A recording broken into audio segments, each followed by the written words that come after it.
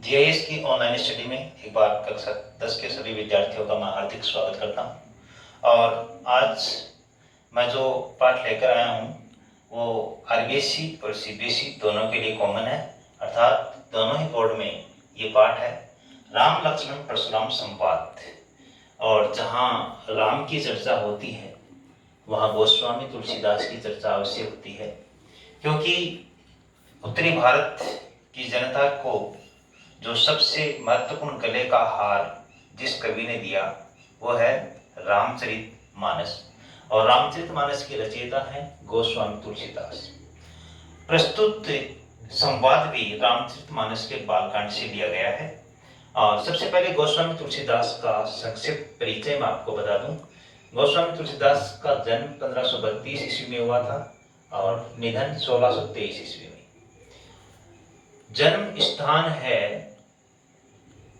उत्तर प्रदेश का बांदा जिला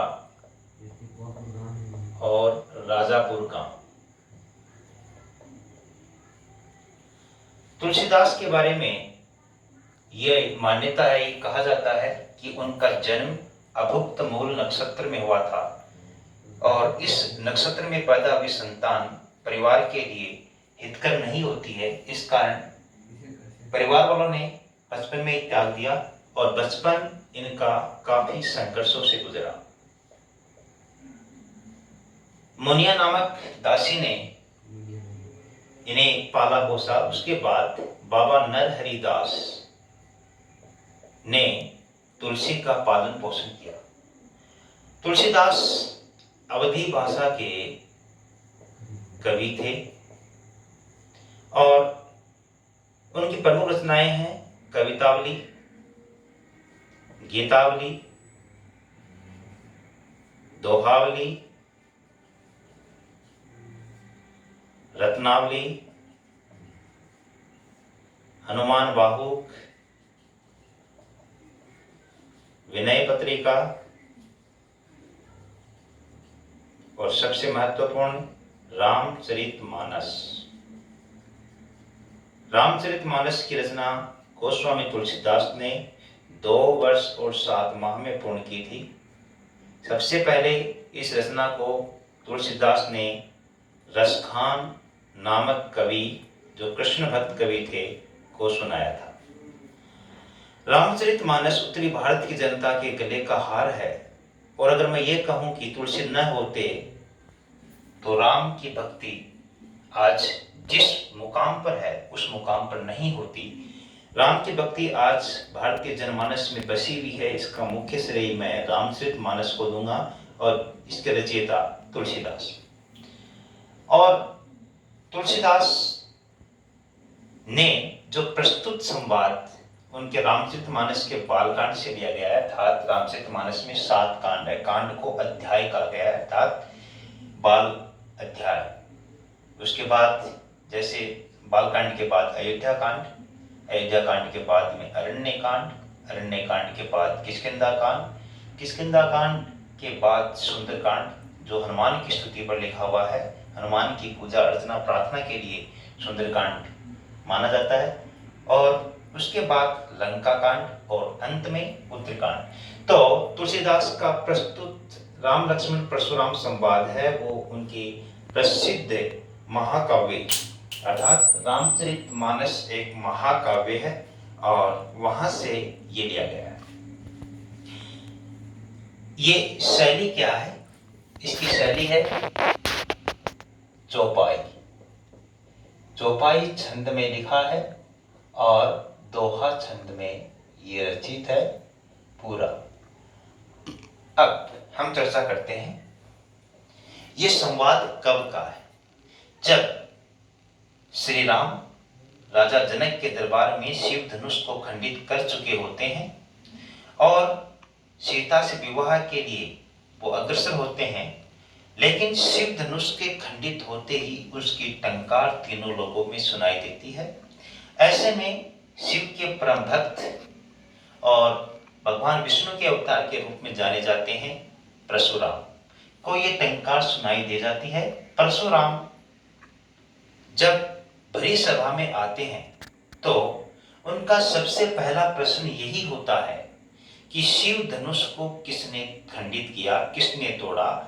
उनके नजर में ये सबसे बड़ा पाप है। ऐसे में श्री राम को अच्छी तरीके से पता है वो अंतर्यामी है, वे भगवान विष्णु के अवतार के रूप में है।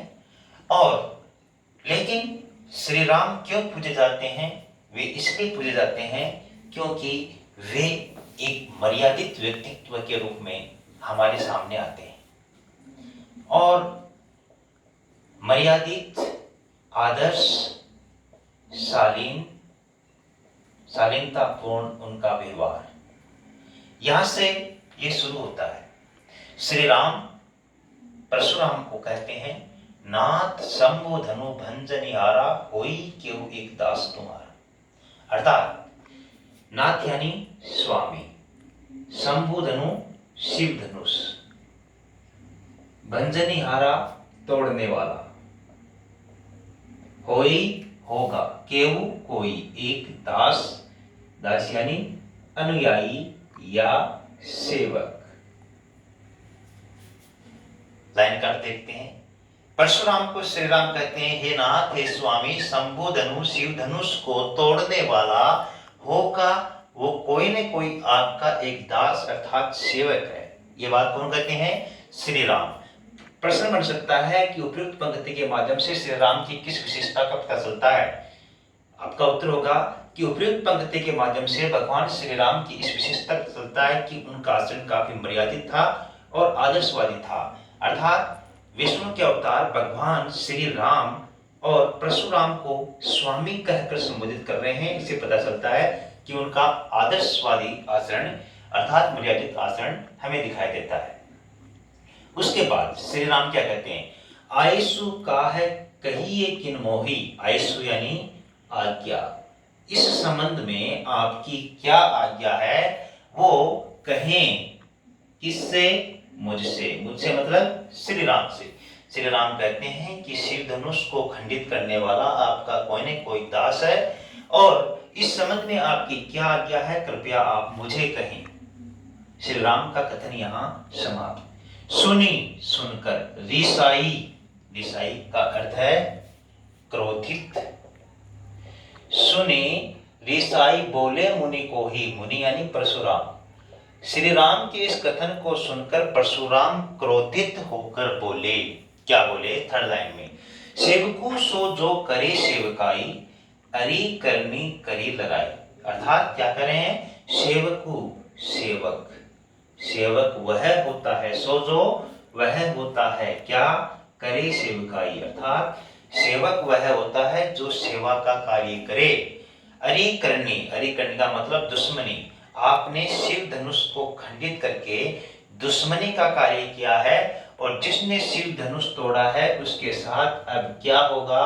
लड़ाई होगी। सुनहु राम, परशुराम का कथन है। यहां पर फोर्थ लाइन परशुराम का कथन, सुनहु राम जे ही शिव धनु तोरा, सहस भाव समसो रिपु मोरा।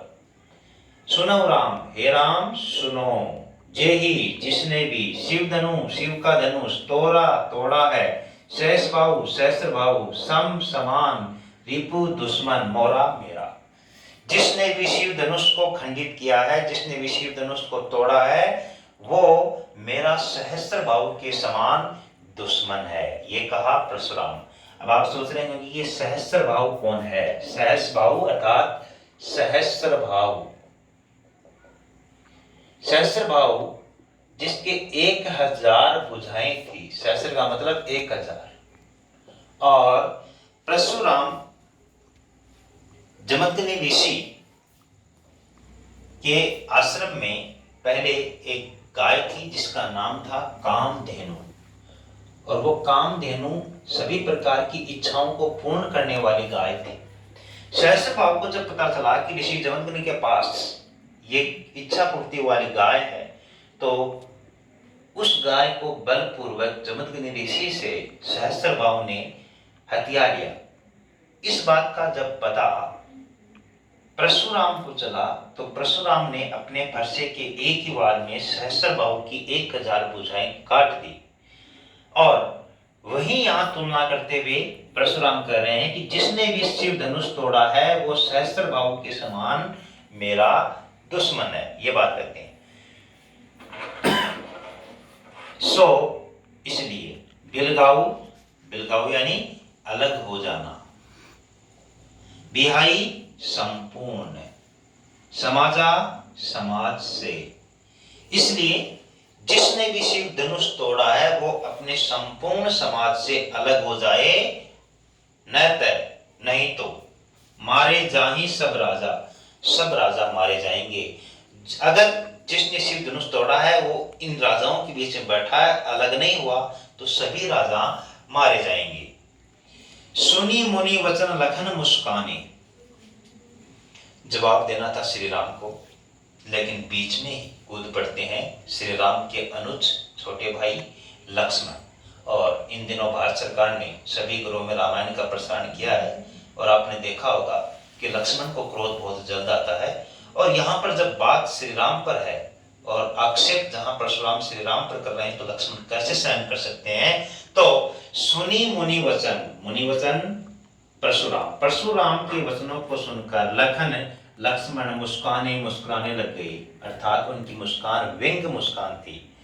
बोले प्रसुधरई अवमाने, और लक्ष्मण, जिनको नहीं पता है कि सहस्त्र भाव की भुजाओं को एक साथ काटा था, बहुत बड़ा ये वीर है, या ये विष्णु के भक्त के रूप में जाना जाता है, या परम विष्णु के अवतार के रूप में भी जाना जाता है, वे इस बात को भूलकर परशुराम के फरसे, परशुधरे का मतलब परशुराम के फरसे का अवमाने, अपमान करते हुए बोले। क्या बोले? ये व्यंग है। बहु धनुही तोरी लरिकाई, परशुराम को कौन कहते हैं? लक्ष्मण। ये लक्ष्मण का कथन है। बहु बहुत अधिक, धनुही धनुषिया, छोटी मोटी धनुषिया होती हैं, उनको क्या कहते हैं? धनुही। छोटे धनुष को क्या कहा गया है? धनुषिया। बहु धनुही तोरी यानी बचपन से लेकर आज तक, लरिका यानी बचपन, बचपन से लेकर आज तक हमने पता नहीं कितने धनुष तोड़ दिए।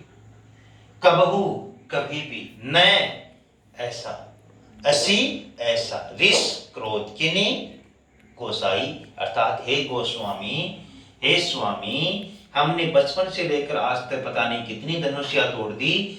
जैसा क्रोध आप प्रकट कर रहे हैं वैसा क्रोध तो किसी ने प्रकट किया ही नहीं। यही धनु पर ममता के ही हेतु, यही यानी इस, धनु यानी धनुष, ममता यानी अपनत्व, प्रेम, प्यार। इस धनुष पर आपका इतना प्यार किस लिए, इतना प्रेम किस लिए, इतना ममत्व किस लिए? सुनी। अब परशुराम को तो इतना ही सुनना था।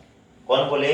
लक्ष्मण। क्या बोले? यहाँ ये बात ध्यान रखने की है। बोले क्या कि परशुराम के फरसे का अपमान करते हुए लक्ष्मण बोले कि हमने बचपन से लेकर आज तक पता नहीं कितनी धनुष तोड़ दिए हैं, ऐसा क्रोध आज तक किसी भी ऋषि ने प्रकट नहीं किया, और इस धनु पर आपकी इतनी ममता क्यों है? ये बोले।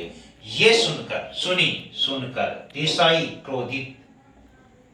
क्रोधित होकर भृगु कुल केतु, भृगु वंश की ध्वजा, परशुराम का वंश था भृगु वंश, कुल केतु भृगु वंश की ध्वजा, अर्थात परशुराम। भृगु कुल केतु कौन है? परशुराम। किसका पर्यायवाची है? परशुराम का। तो क्रोधित होकर परशुराम बोलते हैं, ये दोहा है। अब तक क्या चल रही थी? चौपाई। अब ये क्या है? दोहा है। चौपाई के और एक चरण में कितनी मात्राएं होती हैं? 16, और दोहे में 13-11 पर यति होती है, 13-11 पर यति होती है। टोटल मात्राएं होती हैं 48। एक लाइन में 24 मात्राएं। अब क्या बोलते हैं? रे नृप बालक, रे राजा के राजकुमार, काल बस बोलत, अर्थात तू यमराज के वश में होकर बोल रहा है, मृत्यु के वश में होकर बोल रहा है, काल के वश में बोल रहा है। इसी कांड तो ही न संभाल, इसी कांड संभल करे नहीं बोल रहा है। संभवतः है तू यमराज या काल के वश में होकर बोल रहा राजकुमार। धनु ही सम त्रिपुरारी, धनु की त्रिपुरारी अर्थात तीनों लोकों के स्वामी शिव, शिव धनुष को तू धनुषिया के समान बता रहा है। विदित जबकि इस बात को जानता है, विदित का मतलब है जानता है, सकल का मतलब है समस्त, समस्त संसार जानता है कि शिव धनुष की कितनी महिमा है। और तू शिव धनुष की तुलना धनुष के साथ, छोटी सी धनुष्या के साथ कर रहा है, जबकि इस बात को संपूर्ण संसार जानता है कि उसकी क्या महिमा है। इस प्रकार राम लक्ष्मण परशुराम संवाद में ये चौपाई श्री राम से उच्चरित हुई, श्री राम के मुख से, मुखारबिंद से ये शुरू होती है और परशुराम बीच में बोलते हैं, लक्ष्मण बीच में कूद पड़ते हैं क्रोधित होकर और वे कहते हैं कि इस धनुष पर आपका इतना प्यार क्यों है। और इसके जवाब में परशुराम कहते हैं कि शायद आप यमराज के वश में बोल रहे हैं, इसी कारण आप जिस शिव धनुष को संपूर्ण संसार सम्मानित नजर से देखता है उसे आप एक सामान्य धनुष बता रहे हैं। अब छोटी सी चर्चा इसके काव्य सौंदर्य की करेंगे कि काव्य सौंदर्य में आप क्या क्या लिख सकते हैं। तो काव्य सौंदर्य में सबसे पहली बात है कि दोहा चौपाई शैली, दोहा चौपाई छंद के साथ लिखा है, अवधि भाषा का प्रयोग है, तद्भव प्रधान शैली है, तद्भव प्रधान से लक्ष्मण को लखन कहा है, और अलावा इसके सेवकू, अलावा इसके और मुस्काने, परशुधरई ऐसे शब्द हैं, वो तद्भव प्रधान शैली है अर्थात। और गेय अर्थात इसको गाया जा सकता है, जैसे नाथ शंभुधनु बंदनिहारा होए केहू एक दास तुम्हारा। तो इस प्रकार ये गेय शैली है अर्थात गाया जा सकता है। और बात करें अलंकार की तो सहस भाव समसो रिपु मोरा अर्थात उपमा अलंकार की छटा है यहाँ पर। और इसके अलावा हम बात करें, यहाँ एक बार फिर से उपमा अलंकार, धनु ही सम त्रिपुरारी धनु, सा से सी सम सरिस वाचक शब्द के साथ, यही धनु पर ममता की हेतु, यहाँ पर यही यानी इस धनुष पर इतनी ममता क्यों है। और पदपरिचय के अंतर्गत ये सार्वनामिक विशेषण है। और परशुराम और लक्ष्मण की बातें यहाँ शुरू हो जाती हैं और राम का मर्यादित आचरण है। इस प्रकार से हम थोड़ा काव्य सौंदर्य पर प्रकाश डाल सकते हैं। तो ये है राम लक्ष्मण परशुराम संवाद की शुरुआत। और मैंने आपको एक वीडियो भी भेजा है इसका, रामायण का। उस वीडियो को अगर आपने देखा है तो ये बहुत अच्छी तरीके से आपके समझ में आएगा, और नहीं देखा है तो इसी पूरे पाठ को समझने से पूर्व आप उस वीडियो को देखिए, ये बहुत अच्छे तरीके से आपकी समझ में आएगा। तो हम आगे अब चर्चा करेंगे अगली चौपाई की और अगले दोहे की।